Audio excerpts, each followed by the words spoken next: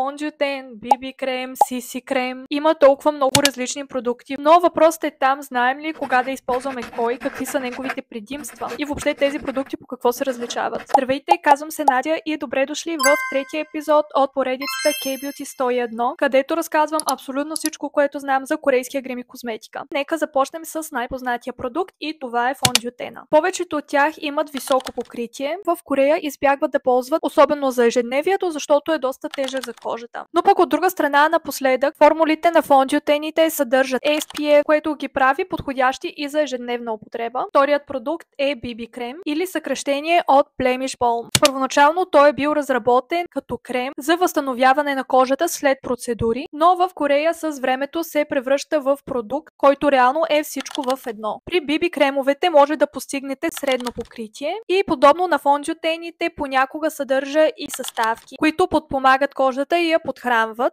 Като цяло BB кремът е перфектен за ежедневието, защото се нанася много лесно, текстурата му е лека и реално без много усилия може да постигнете перфектен завършек. И третият продукт, това са CC кремовете, което е съкръщение от Color Correcting. Този продукт е създаден да изравнява тена. Формулите му съдържат адаптивни елементи, които реално се адаптират към цвета и тена на твоята кожа. CC кремовете не може да очакваме много високо покритие, но реално те изравняват тена до някаква степен. И тук идва най-важният въпрос, кога да използваме кой продукт. Това е до личен избор. Искаме обобщение на това, което казах преди малко. Фондютенът се използва за дни, когато ви трябва високо покритие и кожата ви трябва да изглежда безупречна. BB крем е подходящ за ежедневието и CC крема се използва за изравняване на тена. И сега трика, който ви обещах в началото на видеото. Този трик го видях в видеото на гримьорката на aespa. Казва се Joan P. С него ще можеш да комбинираш всичко хубаво от трите продукта. Тя смесва BB крема на Glow, който между другото имаме и на сайта,